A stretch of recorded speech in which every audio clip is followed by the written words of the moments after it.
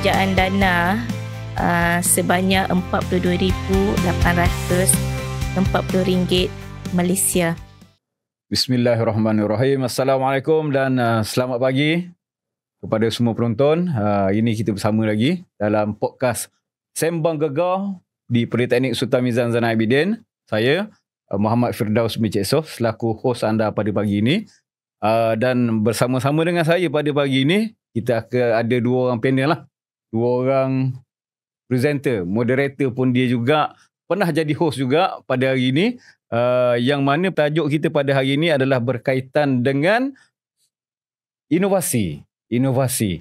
Emergy Light nama dia. Emergy Light. Jadi Emergy Light bersama-sama dengan saya perkenalkan di hujung kanan saya, hujung sekali lah saya perkenalkan dulu. Engineer Teknologis Muhammad Azriman bin Ma'ali. Selamat datang. Ya, terima kasih. Dan di sebelah kanan saya adalah Teknologis Nur Aziah Fatma binti Abdul Ayah ataupun Abdul Aziz. Selamat datang. Terima kasih. Pagi ini kita akan membicarakan sembang gegar kita. Nampak bergegar tu, TV pun bergegar. Pagi ini kita akan membicarakan tentang Emergy Light, flashing light device guardrail to aware during emergency stop vehicle on emergency lane. Jadi tajuk tu nampak macam panjang. Jadi kita pendekkan dengan nama Emergy Light. Nama tu saintifik tu, Emergy Light. Jadi apa benda yang dikatakan sebagai projek Emergy Light tu? Boleh Teknologis Nur Aziah terangkan sedikit? Assalamualaikum warahmatullahi taala wabarakatuh. Terima kasih kepada saudara Muhammad Firdaus bin Cik Soh. Okey, Emergy Light macam mana nama ni boleh timbul lah? Actually, kalau kata nama dia sangat panjang seperti host kita sebut tadi. Jadi kita nak wujudkan satu nama yang catchy yang mana orang mudah ingat lah. So kita keluarkan Emergy, merujuk kepada emergency. Dan G itu merujuk kepada guardrail. Dan light adalah lampu lah. Yang mana satu peranti lampu inovasi LED berkelip yang dipasang pada guardrail di sepanjang penghadang lebuh raya. Okay, macam mana nama ni timbul lah seperti singkatan tadi lah. Okey, terima kasih Teknologis Nur Aziah. Lupa saya nak perkenalkan sebenarnya. Teknologis Nur Aziah merupakan pensyarah kanan di Jabatan Kejuruteraan Awam dan Insinyur Teknologis Muhammad Azriman merupakan Ketua SISEC. Ketua SISEC di Politeknik kita, di Politeknik Sultan Mizan Zainal Abidin. Jadi Emergy Light itu ringkasan kepada peranti inovasi lampu LED lah yang mana dipasang di kawasan penghadang jalan lebuh raya. Okey, right. So kita dah tahu sedikit berkaitan dengan projek Emergy Light ini. Jadi boleh saya teruskan dengan soalan yang kedua berkaitan dengan Emergy Light ini. Soalan yang kedua tu, bila kita dah ada tajuk ni, apa benda yang sebenarnya trigger yang boleh mengakibatkan idea dan juga projek ni dibuat? Dipersilakan. Jadi terima kasih Tuan Moderator. Berkaitan dengan masalah utama lah yang kita nak cuba selesaikan, itu kita kena tengok nature di Malaysia ni yang mana kebanyakannya memandang remeh, memandang enteng apabila nak berhenti di bahu jalan ataupun di laluan kecemasan. Dan yang mana biasanya kita tak fikir apa masalah akan berlaku akibat daripada tindakan kita. Biasanya kalau kita ni jenis yang suka membuat penilaian risiko, insya-Allah kita berhenti pada tempat yang selamat. Kalau kita tidak membuat penilaian risikonya di lebuh raya kemungkinan akan berlakunya hentaman daripada belakang. Dan itulah idea yang kita cuba nak utarakan, iaitu satu sistem amaran awal yang nak diberikan supaya pemandu daripada belakang nun jauh di sana tu boleh trigger daripada awal lagi. Okey. Jadi memang biasanya kalau kat highway tu kan, kita kadang-kadang berhenti. Berhenti tu kita tanpa meletakkan satu tanda amaran, mungkin berlaku enjin rosak ke, tayar bocor ke. Jadi kita kadang-kadang terlupa nak letak bahagian tanda amaran yang segitiga tu paling kurang biasa diletakkan di belakang kereta tu lah. Kebanyakan kereta tak ada dah. Jadi kebanyakan kereta pun tak ada sekarang. Jadi benda ni lah yang menimbulkan satu idea di pihak kumpulan Emergy Light. Okay. Jadi berkaitan dengan yang ni juga, projek ini nama tu besar dan melibatkan di kawasan Lebuh Raya. Boleh saya tahu siapa yang terlibat sebenarnya di pihak kita, di PSMZA sendiri, dan mungkin ada di agensi lain yang terlibat? Emergy Light ni satu tajuk, satu projek yang sangat besar yang mana mustahil lah kita dapat menyelesaikan projek ni secara individu lah. So, satu kumpulan penyelidik dibangunkan di kalangan pensyarah politeknik melibatkan pensyarah daripada Jabatan Kejuruteraan Awam sendiri, daripada Jabatan Kejuruteraan Elektrik dan juga daripada Jabatan Kejuruteraan Mekanikal. Yang mana setiap ahli kumpulan ni mempunyai peranan dan tanggungjawab masing-masing lah. Dan projek ini, dia bermula dengan geran ni diketuai oleh Puan Suhaila Azura binti Ibidi Salam dan dianggotai oleh Teknologis Khairul Azam, Muhammad Syarizal, Puan Nur Azlin dan Encik Suhaimi bin Abdullah lah. Dan termasuk saya sendiri sebagai ahli awal kepada pembangunan Emergy Light. So disebabkan kita memerlukan satu lokasi untuk dijadikan uji lari, so kita mensasarkan kajian ni pada Lebuh Raya. So pada permulaannya kita melamar konsesi Lebuh Raya yang paling berdekatan dengan PSMZA. Okay. So kita cuba membentangkan tajuk kajian kita kepada Puan Fatil lah. Masa tu pengurus operasi yang bertugas, Puan Fatil. Dan beliau berpendapat projek ni sangat relevan dan sangat berpotensi lah untuk dibangunkan. Puan Fatil ni daripada LPT? Ya, daripada Lebuh Raya Pantai Timur sebagai pengurus operasi lah pada 2024 tu. Okey, kemudian LPT 2 ni sebagai pihak konsesi kan. So kita terpaksa juga memohon keizinan lah daripada pihak Lembaga Lebuh Raya. Okey, kena melalui bos dia juga melalui agensi ni lah, agensi kerajaan. Okay. Lembaga Lebuh Raya. So paling terdekat adalah wilayah timur lah.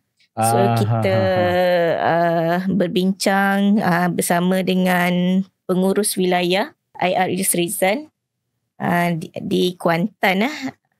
Dan pada masa tu semua syarikat konsesi Lebuh Raya di bawah wilayah timur ada. Saya ingat dalam 10 syarikat konsesi pada masa tu.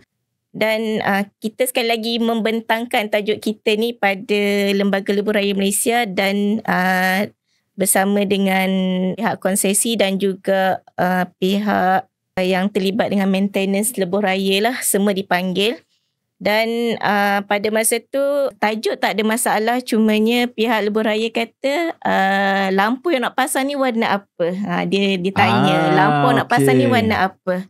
So pada masa tu ahli kumpulan berpendapat kalau kata lampu kecemasan ni warna oren lah kan. Okey. Oren. Lepas tu bila kita meminta pendapat Lembaga Lebuh Raya, dia kata saya tak nak lampu oren. Saya nak lampu biru. Pula lampu biru. So kami pun balik berbincang dan kami lihat balik kepada spesifikasi istilah lampu kecemasan ni. Dan kami merujuk kepada arahan teknik jalan yang mana dia ada dua jenis lampu lah, sama ada lampu oren ataupun lampu biru. So masa memang ada lah dalam tu pun ada dua jenis, biru ataupun oren tu lah. Ada dalam arahan lah, arahan teknik lah. So cumanya kami tanya juga dengan Lebuh Raya lah, pihak Lebuh Raya LLM wilayah timur kata kenapa perlu warna biru. Dia kata pihak LLM katalah stigma masyarakat, dia kata kalau lampu kuning ni dia nampak macam dah biasa dah. Alah, kecemasan, alah macam sempat lagi kot. Macam lampu tu kuning biasa dekat traffic light tu kita sempat lagi kejar. Kalau kita tengok pada budaya masyarakat kita pun kalau kita lampu kuning tu ataupun lampu oranye tu sepatutnya istilah kita ready to stop. Bersedia untuk berhenti kan. Tapi ramai pemandu dekat Malaysia ni ready to go. ready to pecut dah. Ready to pecut. Okay, baik. Jadi dia kata kalau lampu biru ni dia mirip kepada lampu pihak berkuasa lah, macam JPJ ataupun polis. So bila orang nampak lampu biru tu, dia punya masyarakat ni kenapa tu? Dia punya cetusan tu kenapa lampu tu menyala? Jadi that's why kenapa lampu kami ni warna biru lah. Sebab cop dulu. Sebab dia sebut pasal lampu. Kita tak masuk lagi pasal lampu. Kita just sekadar nak tahu je dulu. Kejap lagi kita akan bersama masuk segmen yang kedua berkaitan dengan teknikal aspek. Cuma pasal lampu biru, kuning tadi. Biru dan kuning. Biru, kuning ataupun pilih antara dua. Yelah, kalau kita tengok pada traffic light sendiri pun kita ada 3 lampu je. Hijau untuk jalan. Lepas tu sepatutnya yang kuning tu ready untuk berhenti lah kan. Dan yang merah tu sepatutnya berhenti. Okey, jadi betul lah tu. Mungkin di peringkat di lebuh raya ni kita nampak warna biru tu sebenarnya polis pun pakai warna biru. Betul? Lampu lelap dia. Jadi itulah saya nampak kepentingan lah bila kita nak buat suatu projek ni, kita berhubung dengan pihak berkuasa. Jadi kita nampak apa yang kita tak nampak lah. Bagi kita lampu kuning tu dah okey kan. Tapi bila kita bentangkan tajuk ni kepada pihak agensi lebuh raya dan pihak konsesi lebuh raya Pantai Timur 2, bahawa pemilihan warna lampu pun memainkan peranan lah. Bukan sekadar lampu. Nampak kecil je tapi dia punya kesan tu tak? Ya, betul. Di peringkat kita boleh nampak yelah patut warna kuning lah kan. Kita dah ready. Rupanya di peringkat yang memang terbiasa dengan keadaan lebuh raya ni, mungkin ada kajian kot. Kita boleh tengok katakan sebagai warna biru tu sebagai warna yang dipilih tak? Okey. Jadi bila sebut pasal kolaborasi bersama dengan dua agensi ni, LLM dan juga LPT ni, rasanya ianya merupakan kolaborasi high impact kan. Di peringkat kita tak melibatkan dua agensi besar. LLM ada, LPT pula, dan telah melalui beberapa meeting kot sebelum pada kita hasilkan benda ni ya. Dan berapa agak-agak dana dan juga tempoh masa? Panel boleh sebutkan sikit? Projek ni telah ditawarkan pada bermula Mac 2024 lah. Okey. Dan berakhir pada Mac 2025 dengan tajaan dana sebanyak RM42,840 Malaysia. Dan kalau kita melihat kepada dana ni sebenarnya bila melibatkan peranti ni tidak cukup sebenarnya dana yang diberikan. So walau bagaimanapun kita cuba buat projek ni sebaik mungkin berkecukupan dengan dana yang telah diagihkan lah. Ya, padan dengan dengan bajet yang sedia ada, apa yang boleh kita hasilkan tak? Setahun Mac 2024 ini 2025 dah setahun dah projek. Cuma ni mungkin jalan. boleh tambah sikit kot kaitan dengan meeting tersebut. Feedback daripada konsesi lebuh raya ni, kalau boleh diminta untuk pasang kita punya inovasi ni, buat pemasangan di konsesi lebuh raya area elit. Sana. Tapi disebabkan kekangan bajet tadi, kita terpaksa pilih tempat yang berdekatan supaya kita sedang nak monitor. Sebab bila penentuan lokasi ni, bila kita pergi pada LLM tu, soalan pertama dia tanya, awak dah ada kawasan ke? Kita katalah sebab tu kita datang berbincang, sebab kita nak tahu lokasi-lokasi hot lah yang sering kali berlaku kemalangan di laluan kecemasan. Lepas tu paling terkejut, dia kata jom kita buat kat elit. Nampak macam gah lah kan, elit. Kat elit kot. Elit kan. So dia kata sebab kat sana memang banyak kes lah. Tapi dia punya figure data tu sulit untuk kita tahulah berapa bilangan. Cuma dia kata kalau kata awak nak data yang kerap kemalangan dekat lebuh raya, elit is the best place lah untuk jadikan kawasan uji lari. Tapi sebab kita baru nak uji lari kan, kita tak tahu dia punya projek kita ni stabil ke tak semua kan. So kita perlu berbincang lah dengan tim nak buat dekat elite ataupun First tempat dia bagi kat elite Ya. Tapi sebab sebelum kita ke LLM, kita dah deal dulu dengan LPT2 kan. So LPT2 pun berminat dengan projek kita. So first come first serve. LPT2 pun dia kata buat tempat kita lah. Dia nak juga. Jadi kalau ikut LLM, dia nak kepada tempat yang hot tadi kan. Tapi di pihak konsesi di sekitar kita, sebab kita bentang pada dia dahulu kan. Dia kata buat tempat kita. Terus kita kata kalau katalah pihak LPT2 boleh bagi lokasi yang cun untuk kami, InsyaAllah kita akan pilih LPT2 lah. Okay. Dah kita go through dulu LPT2 dulu lah. Lepas tu baru naik ke LLM. Ya, betul. Right. LLM dia nak ke tempat dia lah.